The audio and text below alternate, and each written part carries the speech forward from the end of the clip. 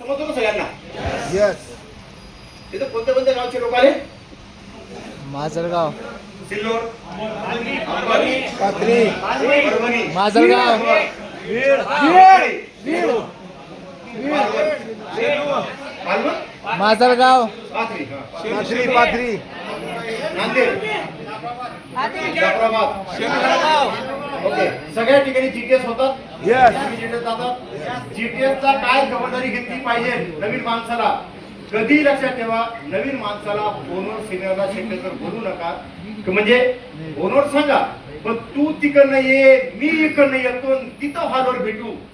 अशा बऱ्याचशा राम भरत भेट होत नाही. ते सेमिनारला येतच नाही.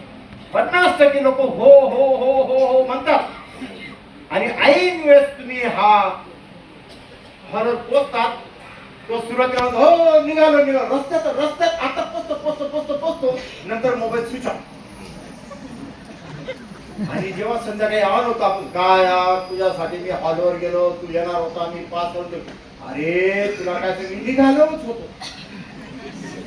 होतो. पण तो माझा आजोबा गेलाय ना, तो परत गेला. म्हणजे लोक त्यावेळेस कोणालाही मारून टाकतात, काही कारण देऊन देतात. याच्या ऐवजी फोनवर त्याला हॉलवर बोलण्यापेक्षा थोडस 1-2-4 किलोमीटर दुरून अंतर होईल, त्याला आपल्या मोटरसायकलवर, आपल्या 3 व्हीलर 4 व्हीलर काय जे असेल आपल्या सोबत घरून उचला आणि आपल्या सोबत हॉलवर आणा. आणि हॉलवर आल्यानंतर कधी लक्षात ठेवा, असा गेट उघडून त्याला हॉलमध्ये बसून द्यायचं एकट्याला. तिथे काही लोक काय करतात, पैस बघ कुठे जागा शोध. आणि तो विचार तू मी नाही येत का बघ काहीच ऐकलंय.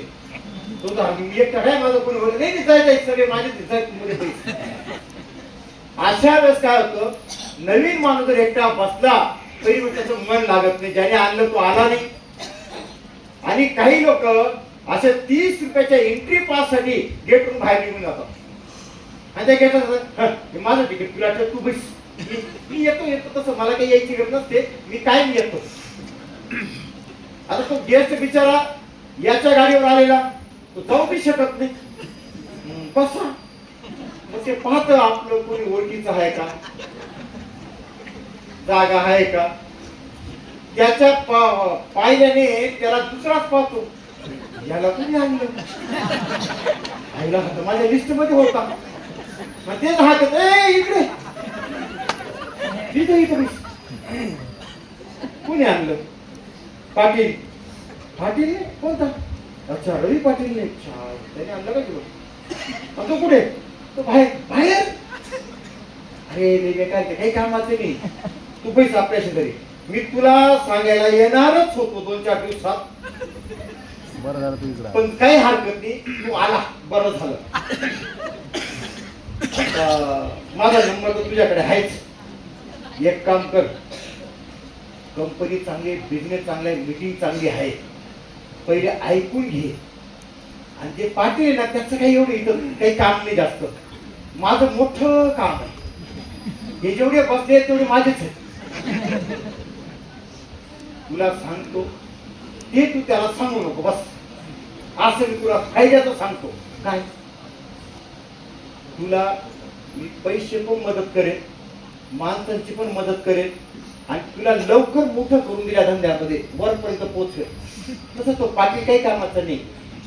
हे बी नाराज ते मध्ये सोडून गेलं म्हणून याला बी कोणीतरी भेटलं गप्पा मारायला. हो हा चालूच यायचं. हा घरी पोचतो, पाटीलच सोडून येतो, घरी निघून जातो. पाटीलला हा याने सगळ्याला लावल्याचं. पाटीलला एकच विचारून सांगतो लगेच पैसे देऊ नको. मी संध्याकाळी घरी येतो आणि तुझा भला मोठा फायदा करून देतो.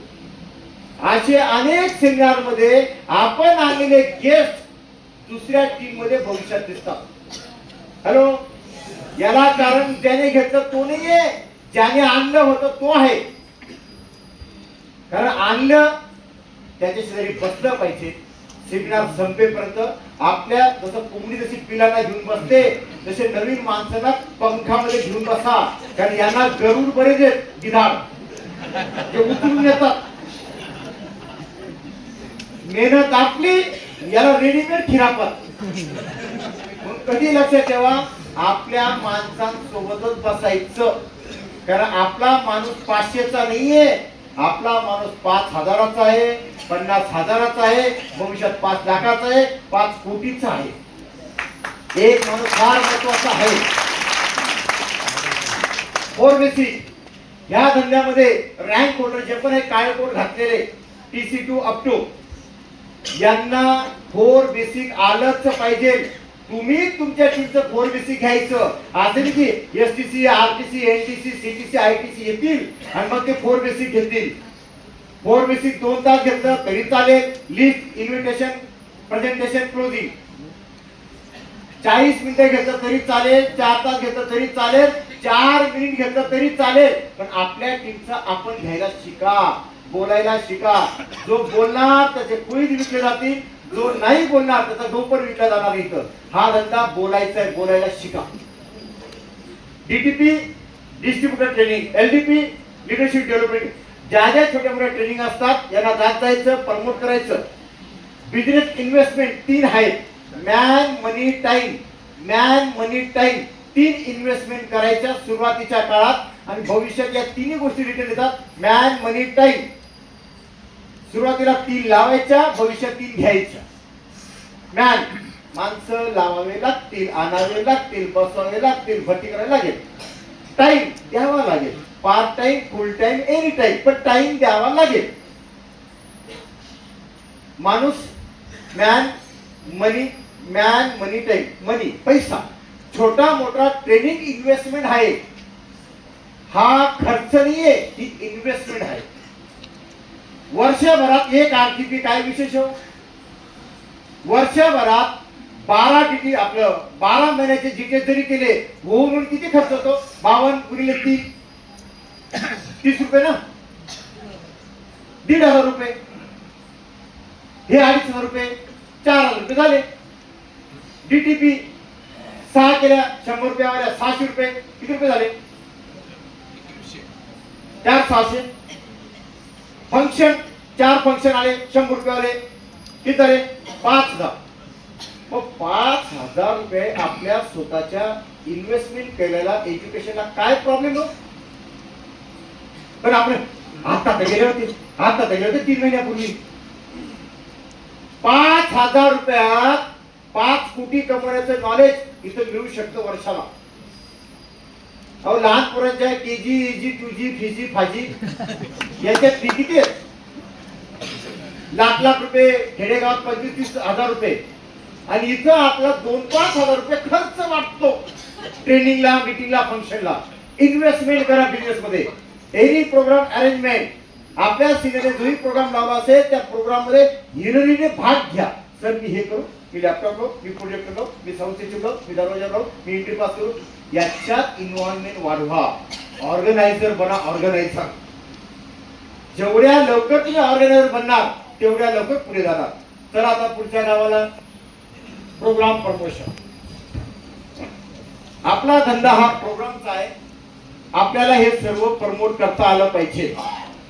1-to-1 seminar, training, small function, mega function. कुठल्याही प्रोग्रामची 10-15 दिवस महिन्याच्या आधी आपल्याकडे डेट येऊन जाते. त्या प्रोग्राम मध्ये कोण येणार तो